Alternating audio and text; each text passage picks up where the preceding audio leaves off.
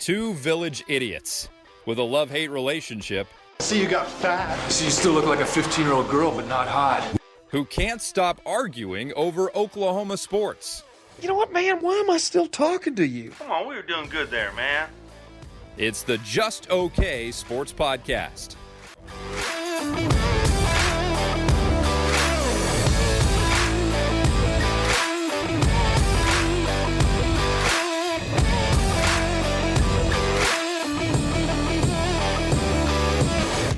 I couldn't hear you. Sooner Nation, Thunder Nation, we are back. This is the Just Okay Sports Podcast. It's just Oklahoma sports, meaning Sooners and Thunder mostly, and then also that it's just okay what we do here as a podcast. So thanks for joining us along. That's my good friend Troy, and I am Daryl. What's up, my friend? It has been way too long, dude. Yeah, a little bit. I'm not gonna blame you this time. I'll take the brunt on this one.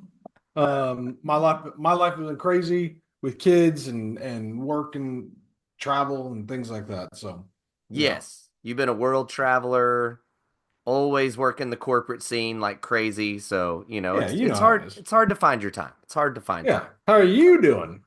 I am hanging in. It's a busy week as well, and all the things. I have a driver in my home now, so that has That's weird, dude. changed the game a little bit. It's changed the game a little bit. Not gonna lie, but we're making it. We're doing it, and so far so good. That's as No, about as everybody's much as- healthy.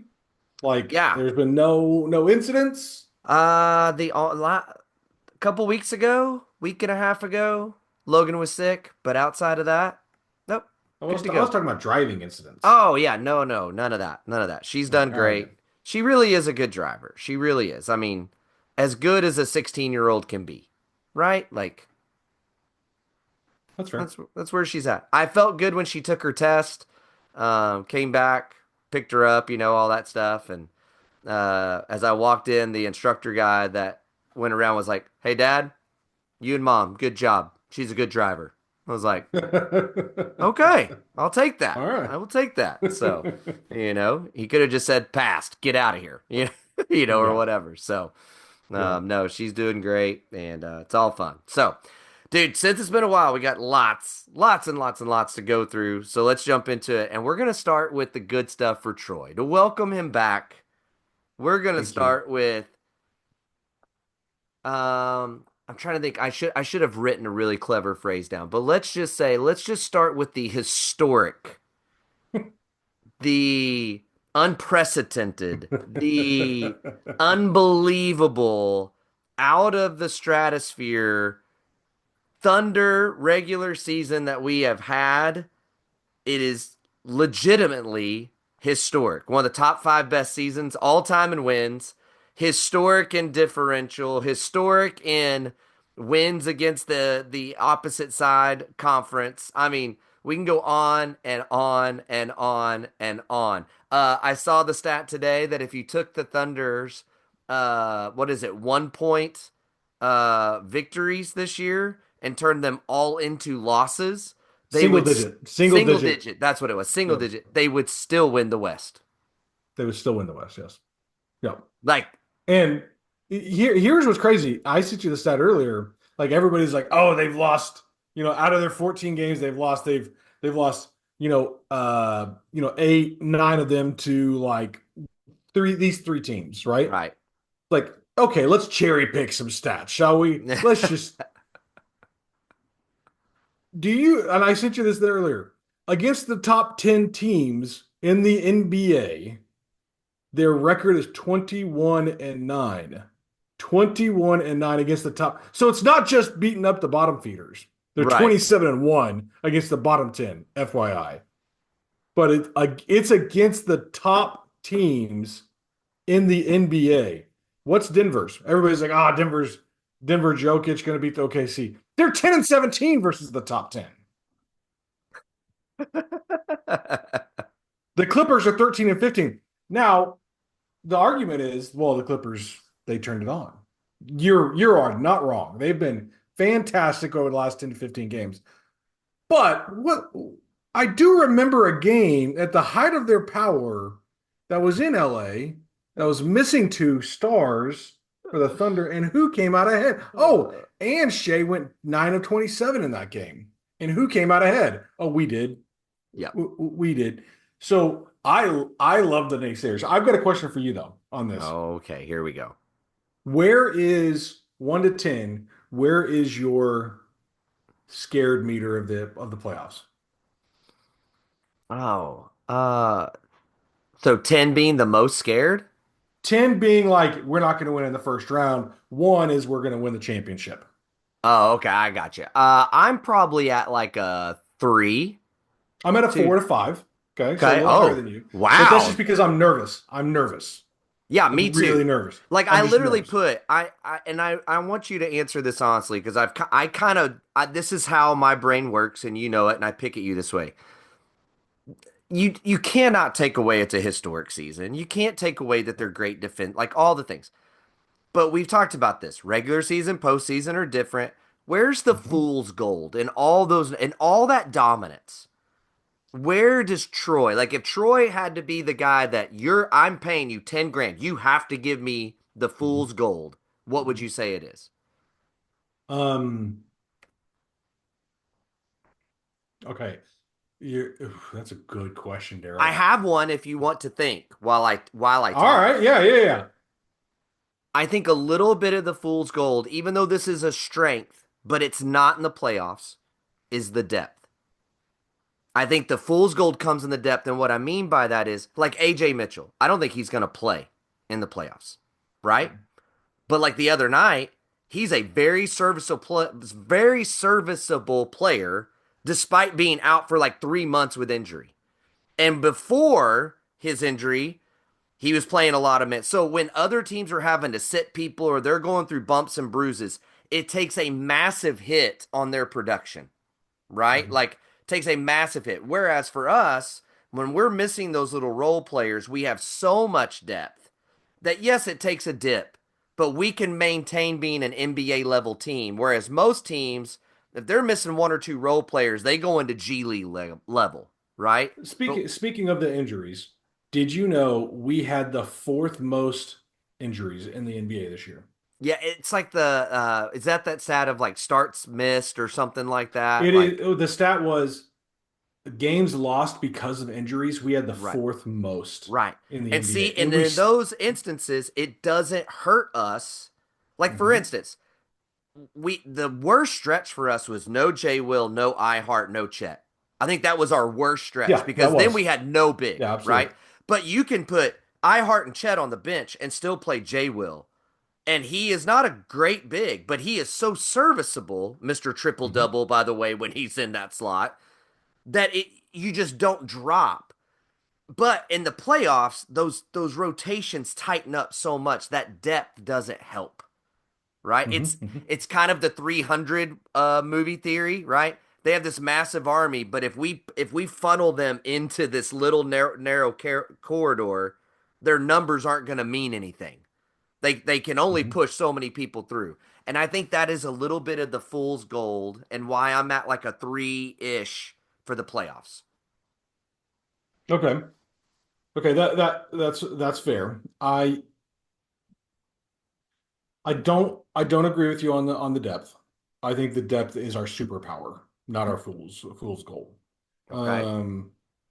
AJ's not playing, right? He's not going to play. If he was playing all year, he could possibly see minutes. I think he's in the rotation too. I agree. But Jay Will and Kenrich are playing so flipping good. Yeah. Recently, like even against starters, if they come in and spot check somebody, like dude, it's wild. Like Jay Will can't miss from behind the arc right now. I know. It's insane. And so like they're you got to find them. Here's what I would do if I'm Dags. I don't know if he's going to do this, but I would go balls because you have 11 deep that you can go legitimately. Right. And be comfortable and confident in all 11 to be in the game in a playoff game scenario. I would go balls to the wall on defense and offense. And when somebody gets tired, line change. Like, let's go. Like, that's what I would do because no team come fourth quarter, Right. no team can keep up with that at all if we Yeah. just keep throwing bodies at them, and not just bodies, but like productive Mm-hmm. bodies. I would say here's my fool's gold. It would probably be physicality on the perimeter. Mm. And by that I mean Shea has, and that might be Shea's one kryptonite. Like, and when I say kryptonite, it's like it's not even kryptonite. It's like thing that can bother him a little Yeah. bit. It's the deal where we've seen teams be really physical with him, and he shoots inefficiently. But we still end up winning, right? Mm-hmm. Because of our team is so good. I do think when they get really, really physical with him, he's found counters to it, but it's still hard. Yeah. And you can tell it takes a toll on him when he's in there for 38, 39, 40 minutes a game in the Mm-hmm. playoffs. And so that Which that would be mine. which is sorry, we're totally getting sidetracked. We got limited time today, but that is one little criticism I think I have of this season on the team from a Dagnall standpoint. And one of the things I keep harping on. Last year with Giddy here, they kept talking all year about getting Shea off the ball. Like we need to have a lot of sets where Shea's off the ball. And it feels like they have majored more in him on the ball. And I understand that Giddy's not here, but it's like, dude, in all this, when you have these huge leads in the West, it was time to force this team. Like literally 80% of our possessions tonight, Shea's going to be off the ball because we have to learn how to play with him off the ball for when teams are hyper physical with him. So he's not worn down by the end of a series or the fourth quarter or whatever. I agree with you, but I also think like I thought we needed another playmaker, but I don't know if we need another playmaker right now. Like Yeah. on the second unit. Because J-Dub, man, since the All-Star break, J-Dub has been phenomenal. He's been Like fire. all of these naysayers when he has a one bad game for Thunder fans, y'all need to get ship out. Go look for another team. I thought you were going Like, somewhere else with that. Like you need to get out. Like go. I don't want to. I don't want to see your crap on. Yeah, it's gonna be. I don't want to see your crap online anymore about like J-Dub needs to go. He's an all-star. He should be putting up 25. Like, no, dude. Like, Yeah. he's like sixth in the NBA at opponent field goal percentage, defending the opponent field goal percentage at the rim. Like, Yeah. get out of here. He's 6'7". Like, Yeah. no other guard is doing that. Nope. And going to plus minus, can we stop? Hold on. I don't know where you want to go with the conversation, but here's where I want to go with it. Okay. Imagine that Troy didn't read the floor. Okay. No.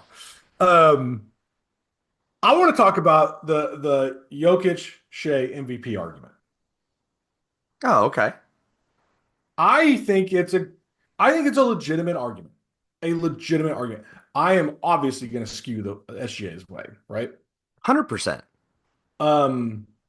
And I truly believe he is the MVP this year. Yes, Jokic, otherworldly, done things that nobody else has done, but so is Shea.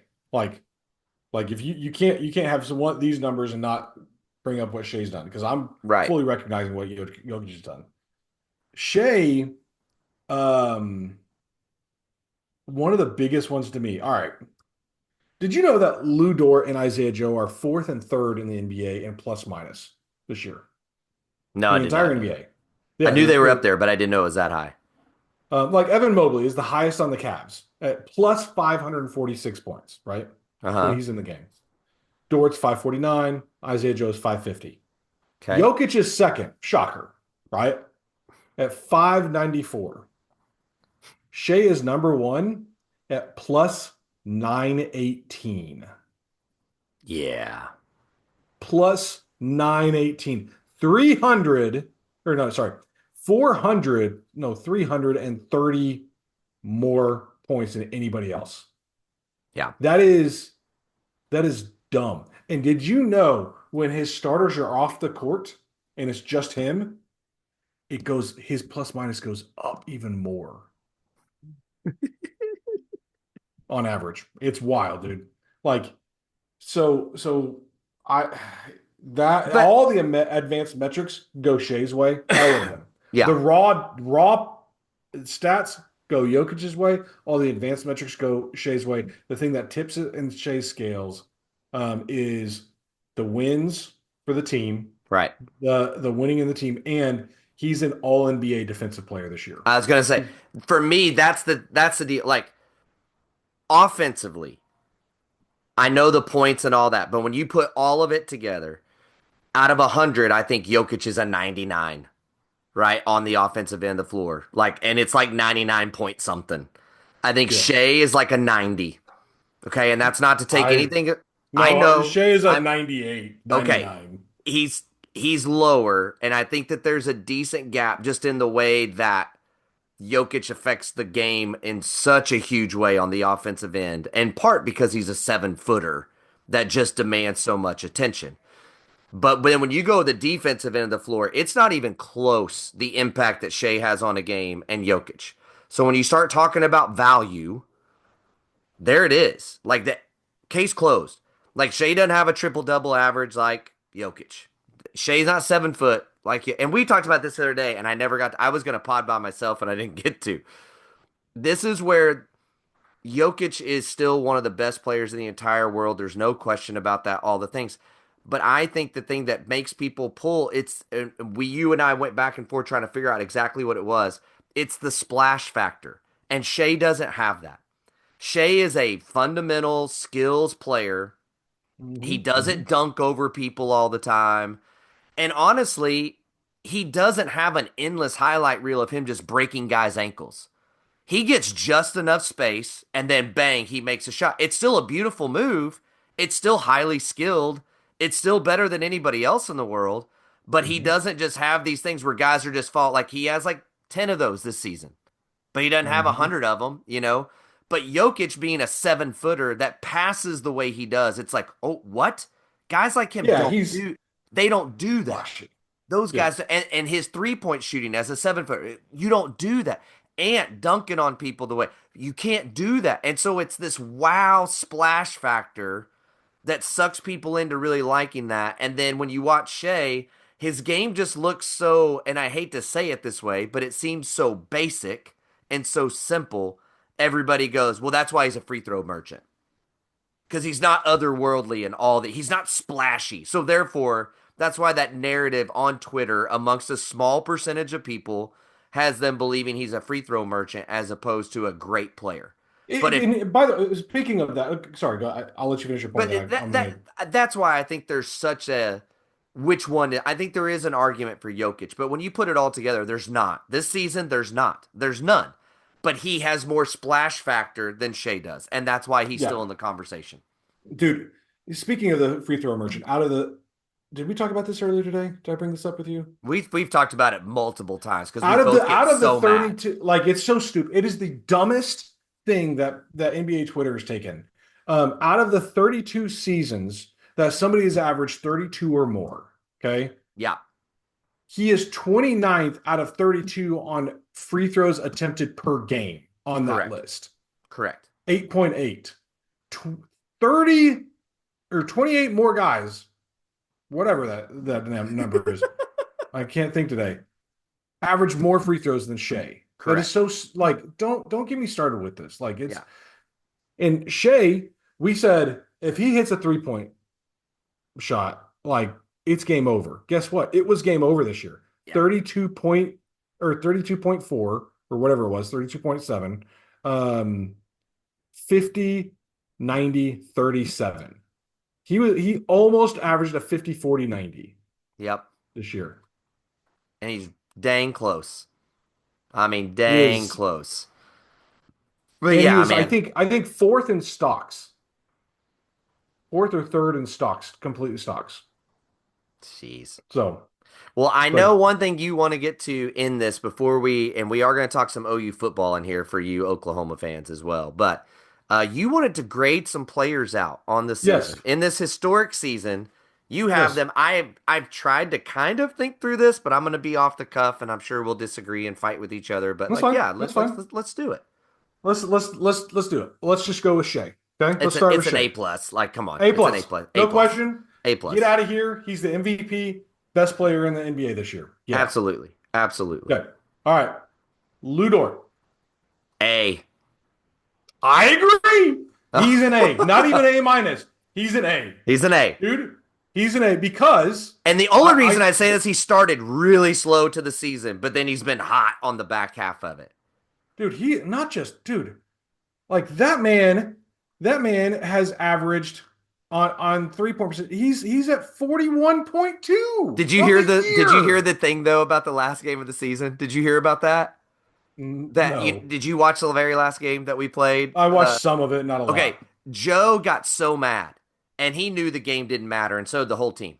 So he misses like 3 threes, and he just goes 3-point hunting. He's pissed. You can tell every sliver of light Isaiah Joe gets, he's just launching because he's not making anything. I think he ends up going like 1 for 10 from 3-point range in the last game. That is why Lou Dort will now finish the regular season as our number 1 shooter. No, they tied 41.2 each. Did they end up tying? They ended up tying. Oh, they were talking about, they were like, I think this is going to give Lou Dort the win. And I was like, that sucks so bad that he's. But they end up. So funny. But he would have had it if he would have just been like, I'm not making it. Who cares? But he did it. Yeah. He just kept going. That's so funny. All right, let's go. I agree. And I also think that he deserves the Defensive Player of the Year. 100%. Draymond Green is stupid. And if he's not on first team, all defensive team, it is an absolute joke for Lou Dort. I think we get at least 2 people on the 2 All NBA defensive teams. We maybe better. more. We better. Maybe more. 100%.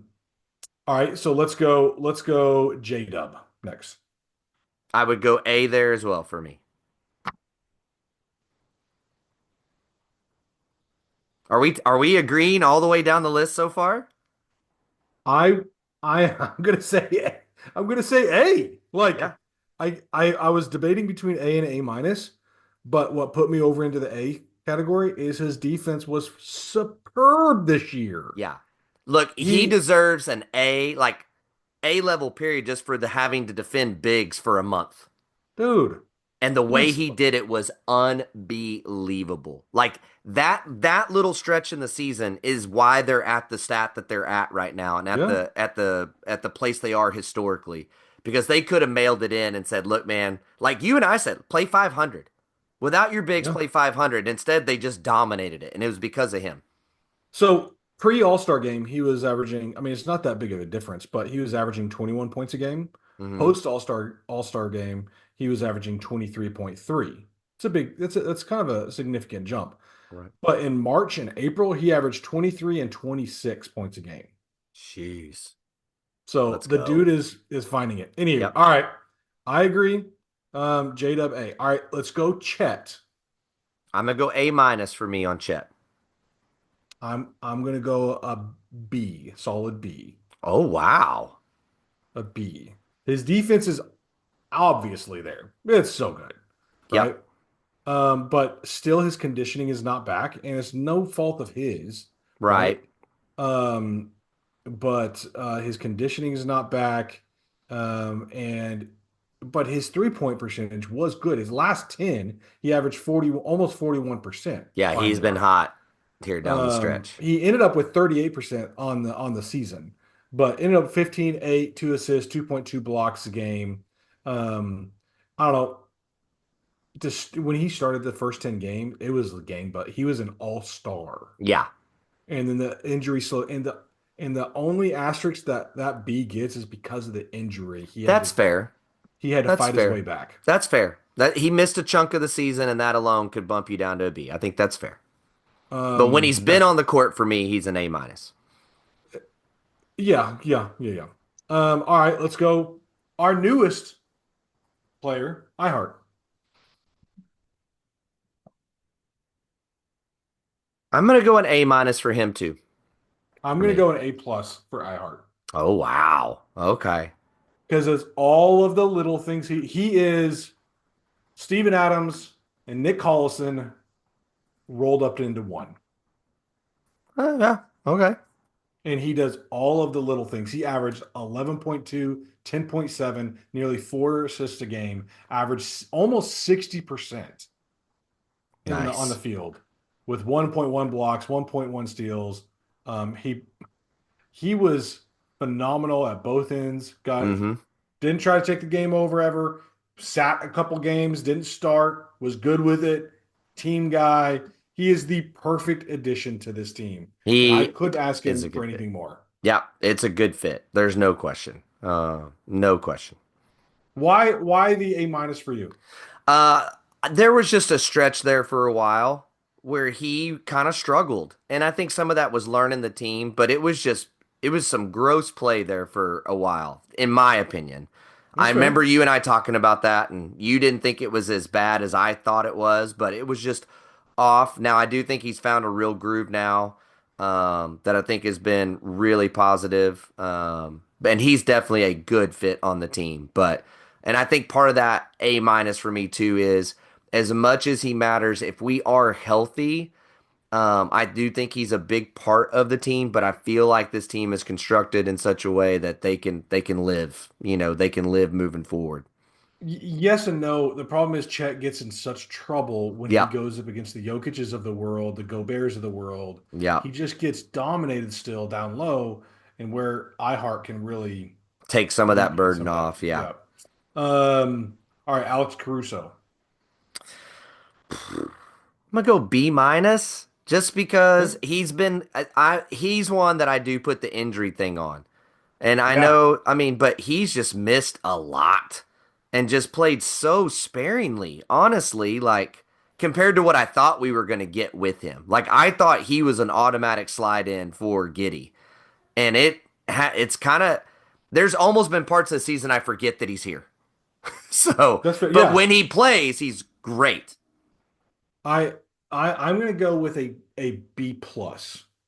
All I go with a B plus because like the injury, if it wasn't for the injury bug and he played all the games or most of the games, then the dude would be a solid A. Yep. Start off really, really like not great on 3 pointers, right? Yeah, got hot. But his last 10 is only 33%, but he ended 35%, but he's a career 40% shooter.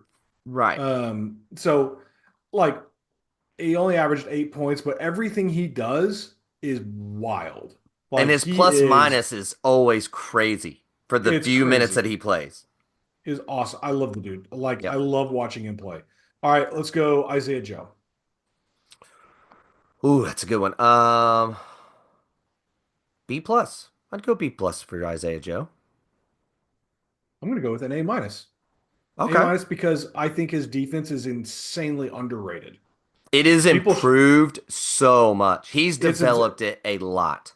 they like Luca's of the world, the Donovan Mitchells of the world are hunting him, and he doesn't back down. Like it's Yeah. not a Yeah. instant loss, Yeah. right? And then he shot 41% behind the arc this year. I thought he was really good this year. All right, Yeah. Kaysen. Oh, A. A. What am I gonna do with you, Queso? I'm gonna go with a B plus because he was a streaky 3-point shooter this year. You are so critical. I am critical. The last 10, he's averaging 40, almost 10 points a game. The last 10, but he ended up only with 35.6% behind the arc. Mm-hmm. Still was like I think tied for third in steals in the entire NBA. Yep. On limited minutes, on only 27 minutes a game, And which that's is what pushes for me because his fair. defense is, I mean, it's But unreal. I mean, we there have our Dort 2.0 if we ever have to move on from Dort. there are times where he's like Alex Caruso out there, but but he's got better handles than Caruso and he's got Hmm. better touch. He's like I think truly he could be the greatest version of Lou Dort we've ever seen. Yes. Yes. Um if not entering into star territory, right? Like but there were times where he just shot out of the cannon. He blows by everybody, gets a layup or a dunk, or makes a playmaking. And then there's times that you forget he's on the floor. Yeah. Not defensively, but offensively. And Yeah. maybe that's just because of the gravitas that Shea and J Dub and Chet bring with it. Yeah, I think it's just because he's so low down the totem pole. But I do understand what you're saying. But defensively alone for me, like puts him Oh, at B geez. plus. And so And that's why I put him at an A.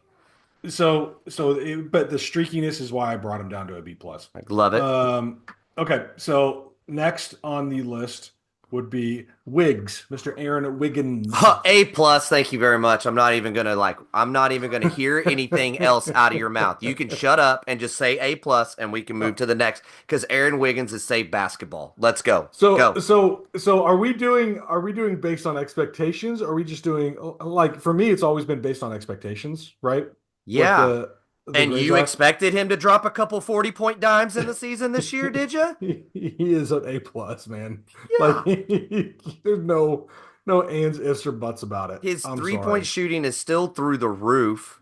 It's Where just, is yeah, it? 38, shooting? 39. 38.3. Yep.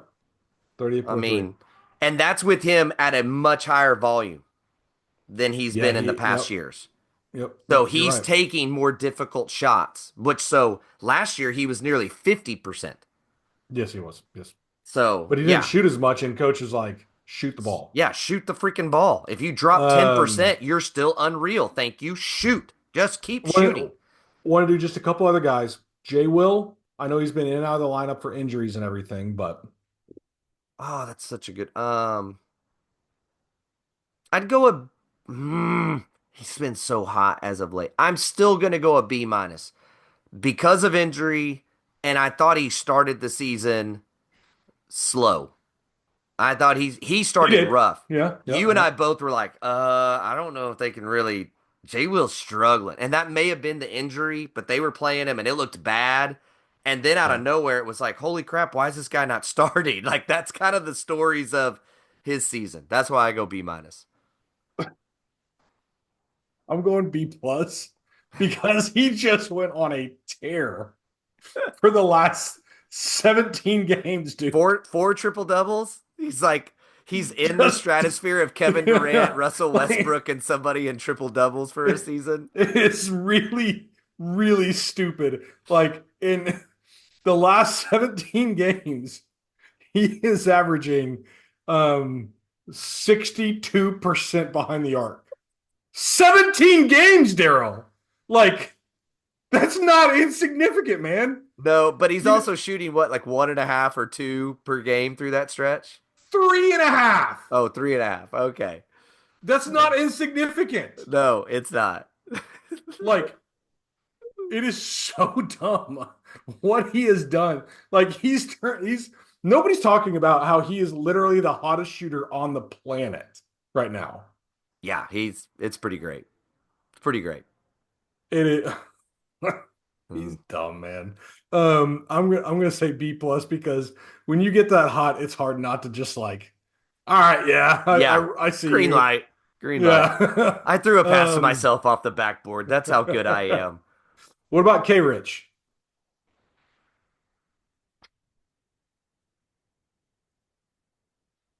I'd go B. I'm not gonna go as high as B plus. I'm gonna go a B, but he has played. I agree. Same thing. I agree. The back half of the season has just been unbelievable. Had a rough stretch and then just took off here late. What's funny is I thought his last 10 he's been shooting the ball really well, only 33%, but overall on the season he played in nearly 70 games, 69 games. Yep. He averaged nearly 39% behind the arc. Take it all day long. Dude, remember when we weren't shooting well as a team? Oh, it was bad. Yeah, to start the season we were like 26th or something in the league in shooting. Hold on. Now I'm going to see what did we finish on 3-point percentage? Do you know what we finished in 3-point percentage? Probably 9th. 6th. Oh, okay. Okay. We were bad. We were like 25th to start the year in like a significant amount of games. Yeah. That's really good. Yeah. Anywho, all right. All right, Dags. Let's grade Dagnall.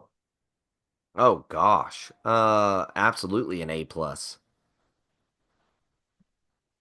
I agree. Here's the one thing nobody is talking about, and this goes back to your fool's gold a comment earlier. Okay, I think one of the keys for this playoff run is we have I goes.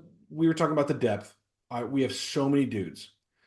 He has so far. He has been able to pull the trigger on when to play the right guys in the right situations. Mm-hmm.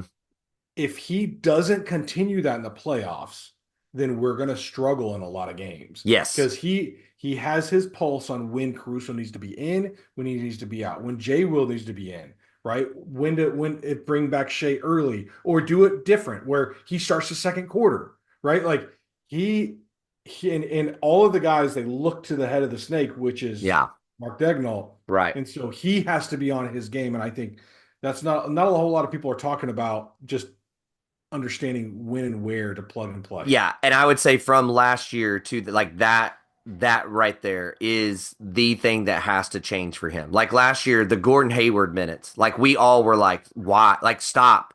Like we could all see it. This is no Mark, I know y'all trade, but no, he like get him. Yeah. We all sat around and said, why is Kenrich not playing? Like Kenrich should be in those minutes. And then when they finally did play him, Kenrich played really well and finally brought an edge to the court that was desperately needed in that Dallas series. But it was too late. It was too late, and they were too young to overcome it at that point. He can't do that this year. If there's a guy that's cold, go and massage the ego and say, but you got to sit until you find it again. Like you're just not getting minutes till you find it again. Yep. So there are four things this is my opinion, four things to make a playoff basketball team. Okay. One, home court. Two, defense. Yep. Three, your superstar. And four, like Shaq always says, the others. Okay. Mm-hmm. I believe we obviously have the home court. Yep. Right? We obviously have home court. We have the best defense in the NBA. Yep. Right. And it's no question. We lead every statistical category almost. Mm-hmm. We have the superstar, and we have the others.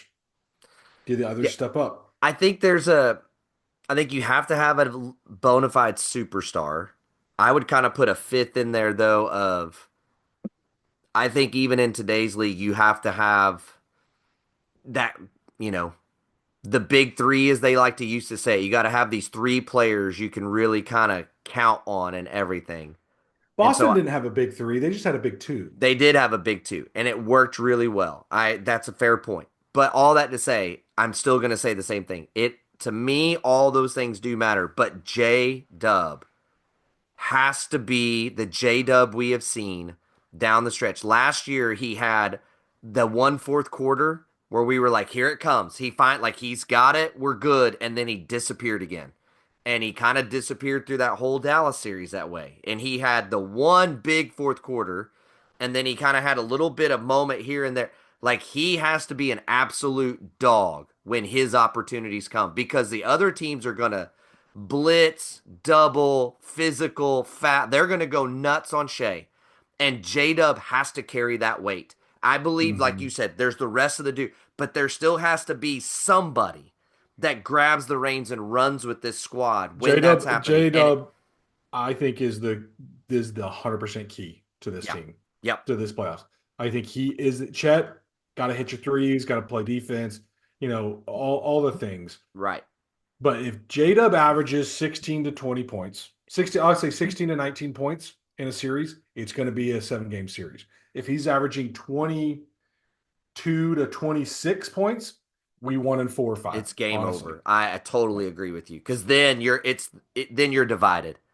Where do we go? What do we do? How do we stop? And since the All-Star break, he's been that. He is, dude, and nobody can stop him. Nobody.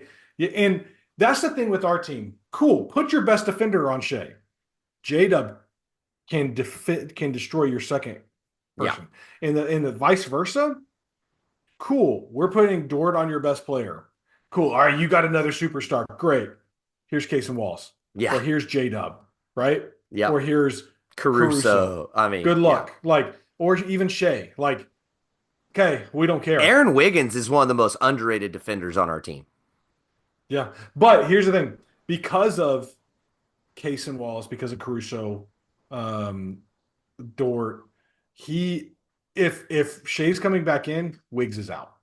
Yep. And that's just a matter of fact. And if Shea's gonna play 40 minutes, then that means Wiggs is gonna play like 17. I think, and I think that'll be interesting to watch though. Kind of how's that hot hand? Because to me, like for instance, if like Caruso's having or not Caruso, Caruso is one, or Kaysen. If either one of those guys is just kind of out of rhythm and not in the flow, Wiggs needs to be the guy taking those minutes. Like it Well, doesn't. no, I'll disagree with you a little bit. I think it should be between Isaiah and Wiggs. If Isaiah's not hitting his threes early, Right.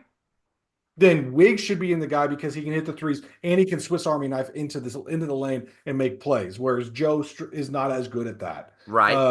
Where Kaysen and Caruso, I want them on defense all day long. Just sit in the corners if you have to. Hit an open three when we drive and kick.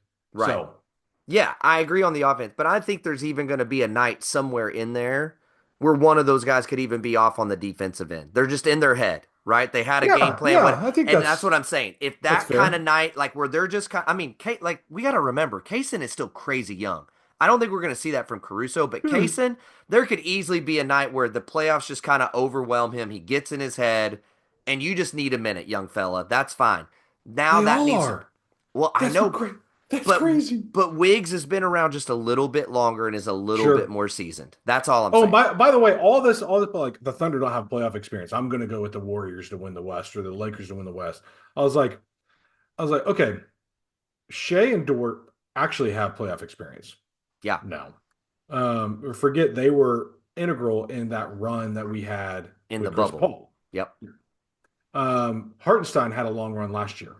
Hartenstein's got playoff experience. Caruso won the ring with Yeah. LeBron in the bubble. Right. We got playoff experience now. Like we had last year. And this core, for the most part, went through it together last year.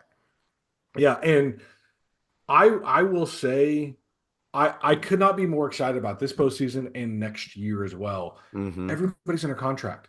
Like we're not moving a darn thing. Like this is If anything, amazing. we're adding Topic to the mix next year. We're adding Topic. Like, yes, it is absolutely insane. If they stay healthy, they've got a shot to break the all-time record wins next year. Yes. Yeah. By the way, you said I want to give you props. You said 60, we said like 58, 59, you said 60. I said 60. I said they were going to break the franchise record of wins. And what they do? They dropped a 68 burger on us. 68 and again, 14. I said it for that very reason of their depth, though, because they were so deep on those nights that were back to backs and they were sitting guys, they weren't going to drop. Whereas other teams do like that. Like we say it all the time. When you do the load management, you're basically saying that's a loss, but we're okay with it. That's what the Thunder are going. We're going to load manage and we're still going to win basketball games because we've got 3 rosters on 1. Like that's where they're at. It's crazy. It's wild. All right, that's enough Thunder talk. I do have one because there's a play-in game starting tonight. What team do you want to see come to us out of the play-in? I was going to bring this question up too. Thanks for bringing it up. All right, there's two sides of me. What I want to happen and what I is best. Okay, let me rephrase that. What I think is best for the Thunder, their matchups versus what I would love to see. So what I think is best is if Golden State wins tonight, and then the Kings beat the Mavs, right? And the Kings beat Memphis. But I don't think outside of the Warriors, I think they're just not getting past 5 games against us in the first round with those other 3 teams, the Mavs, Kings, or the Grizz. Grizz aren't a tailspin. Grizz, I don't think the Grizz win either game because they're in a tailspin. Yeah. And so I think Shea, or not Shea, but like Steph wins. Blah blah blah. And we play. I'll say we play the Mavs just because they've been playing decent with AD recently. So, but that being said, what I want to see happen is us to do the legendary run through the playoffs, the greatest postseason run you've ever seen in your life. We play the Warriors and we beat Steph in 4 or 5. Round 2. I don't care if it's Jokic. I don't care if it's Kawhi. Either or. We play one of them. Let's say Jokic because he's one of the best players. He's the top 15 player of all time, maybe even top 10 now. Right. We beat Jokic in 4 or 5. Conference finals. We beat LeBron and Luka in 5 or 6. And then in the finals, we beat last year's defending champion, Tatum, Brown, and the Celtics. You're telling me with the regular season and that lineup through the playoffs, we're not considered a top 5 team of all time? Get out of here. You're lying to yourself. I think that team starts having conversations of being a top 3 all time. All time. I really do. They run through something like that, Yeah. and I legitimately think that is what you're going to see minus the Warriors. I think first round it'll be somewhat easier because we're not going to see Steph. Right. But I think we are going to see Jokic in round 2, and I do think we're going to see LeBron in the conference finals. And I do think we're going to see Tatum and Brown in the finals. Yeah. If we get the Grizzly and the Nuggets are really interesting because of their coaching change in now. What a stupid. I don't just even know what's going on. Just a crazy deal there, but wild. But yeah, it's going to be interesting. What team scares you the most, really quickly, before we go to college football? Out of everybody in the West, just the West, the East you can't do anything about. What team on the Western side scares you the most to not get to the finals? I don't want to admit it. I don't either, but I know who it is. It's the Lakers. It is the Lakers. 100%. 100%. And only because LeBron is still one of the most difficult guards, even with a great defensive lineup, because of his size and his athleticism, even at 40 years old. And then Luka has between his size and his passing ability is an absolute struggle to guard because he is a kryptonite to the Mark Daigneault defense. 100% a kryptonite to that defense. So let's get into college football very quickly. Let's start general first. General thoughts on the Nico, I'm a leaving Tennessee, Alava Dude, situation. I'm so over this NIL crap, man. It's so stupid. NIL is so dumb. I'm glad. You know what? Good for you, Josh Heupel. Good for you, Dan Lanning. Yep. For taking a stand here, and good for most schools out there that are taking a stand. And what I read a report today that said if he comes down off his asking price to around $1 million, he said a lot of schools will be calling, but outside of that, they're not. Yeah, which would be, according to reports, half of what he was making at Tennessee. It is foolish, and apparently it's a dad thing. Yeah, dad/handler. And look, and this is, I talked to some guys that worked in a GM office in college football, and this is what's happening right now. You've got guys that are not truly vetted agents working with these families. So, for instance, there was a guy at OU that was promised a $150,000 deal, and he came back and said, well, my agent's already got a school lined up for $250,000. Mm-hmm. And they're like, dude, no, you're coming off injury. Nobody's giving you that. No, he's got them. He's got 3 or 4 schools. So I got to say no. And it's like, if you say no, we got to go get somebody. So we can't sit around here and wait on you. They passed. You know what the guy got? 40. Went from 150 to 40. But that's the thing. These agents are promising them, and they believe they can go get them all this money. And and that's what's happened, I think, in Nico's case. And I loved something that Gabe Eichert said the other day. I know they're 17, 18, 19-year-old kids, but they need to remember the agent works for them. Yeah. They don't work for the agent. So, yes, their job is to try to get you the most money. But, at some point, you look at them and go, look, I'm good. We're good. Let's not go down this road. Let's not make this a fight. Let's just go win ball games and get to the NFL. They're too young to get that. That's where most of them are too young to think straight the way they need to. That's where they need solid figures in their life. And it makes it worse when the mom and dad are the ones pushing it because they trust the mom and dad to look at it, right? So, very quickly, thoughts on Crimson Combine? Keep going. Let's not talk about this. Let's not talk about this. Well, I will say this. The TV coverage was horrendous that went out midstream right when all the good stuff was actually getting ready to start in Crimson Combine. Don't love it. They need to make a lot of changes. They need to make a lot of things going on there. Now, running back room's about to change at OU based on all reports. OU is set to land Jaden Ott from Cal to come in. Watched a little bit of tape today. Speedster. I would not say actually speedster based on the highlights I saw today. He did break some runs, but he also gets caught a lot. But I will say this, vision, patience, and getting skinny, very, very good. There are multiple runs he has where it looks like there's nothing. You see him put a foot in the ground and go, and he just jets like 6 yards down the field, and you're like, and he just sees that little space, gets skinny, gets through the gap, gets up. So I think that's been one of our biggest problems. You and I said this, that's where Tatum looked different. Tatum would find that space and hit the space. Xavier Robinson found the space and got through the space. Tatum couldn't hold on to the ball. Xavier's not some speed demon that's going to break an 80-yard run, but he's a big, powerful guy. You combine him with a guy like Jaden that's a little more twitchy, a little bit more speed. I think it could be a great combo. And then in the midst of that, Sam Franklin announces that he is entering the transfer portal. I think Sam's going to have a great year. I've heard that he has had an incredible offseason, but unfortunately, he's just not in the cards at OU. And moved on. Yeah. And I am also hearing that there could be another running back hitting the portal sometime here this week as well. I have no idea who you're talking about. I'm gonna guess Javante Barnes. I would, except he hasn't yet.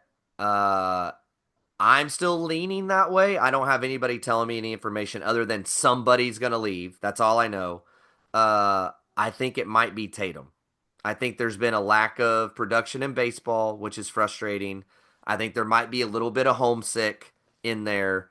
And I do think that he took it hard. Like, he was a guy that was in the mix and then basically got shelled because he couldn't hold on to the football. And now you're doing baseball, so you're not near the top. I think it's just been a hard thing. We'll see. That's on you, big boy. Yeah. Hold on to the rock, man. Hold on to the rock. And you would have all the opportunity in the world. Yeah.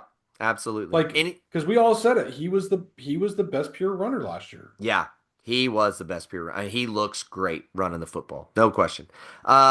Major thoughts coming out of spring, Troy. How do you feel going in? Coming off of 6 wins. I hate that Giovanni Gibson, we're getting injured again at the wide receiver. I don't know what the deal is. Maybe it's just a curse. Seems that way.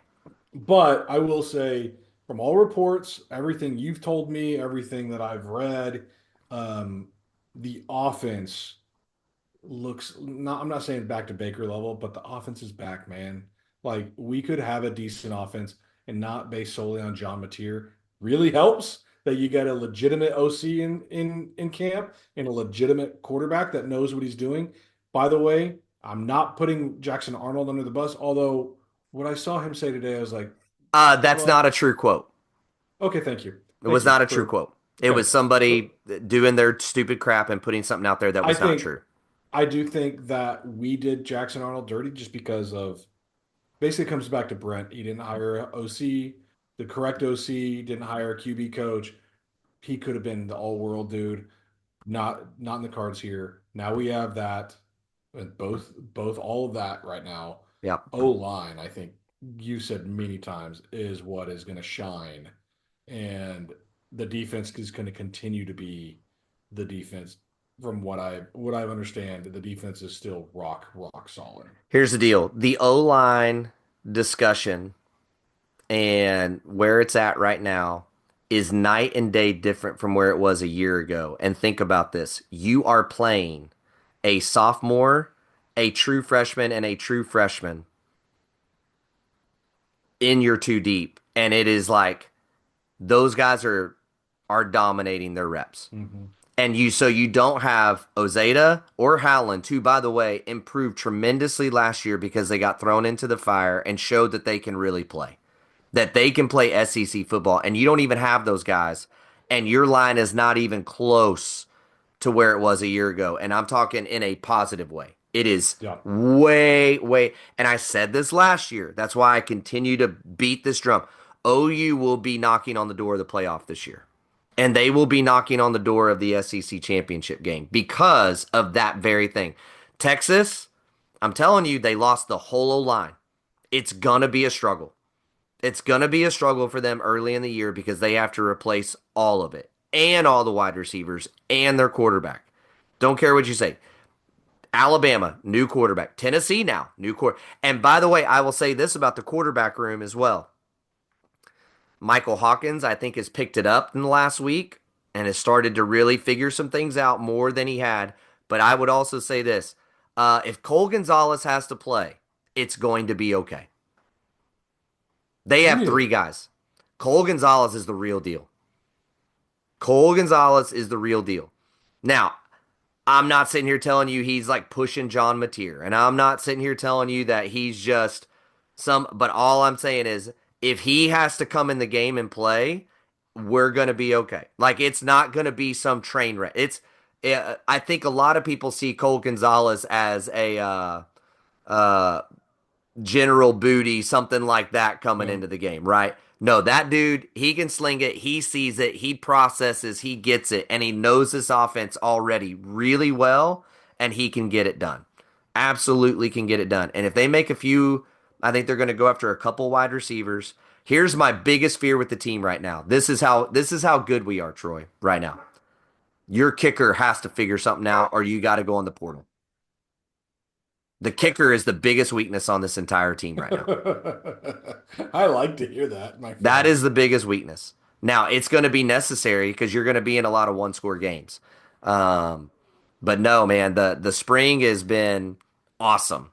And it has been really, really, really good. It's been great. Love it. And back to our general college football, because I meant to say it then. Thank you, Dan Lanning, for helping save college football. Because if you don't know what we're talking about, Dan Lanning was basically informed that Nico had reached out to them about possibly wanting to jump in the portal because he needs more money. And Dan Lanning called Josh Heupel, and he was asked about it. He basically said no comment, which means he called Josh Heupel. Because if he didn't, he'd say, I didn't have anything to do with that. I don't know what you guys are talking about. But that's not what he said. So, and I don't know why my dog is losing its mind downstairs. I've got to go pick up my son. Okay, so that's it for today. Hope you guys have enjoyed it. We're having a great time. We hope you are too, and we will talk to you guys later. Bye, Baker. Cha-ching, a Thunder Moneyball. And you can unhitch the wagon. Put the ponies in the ball.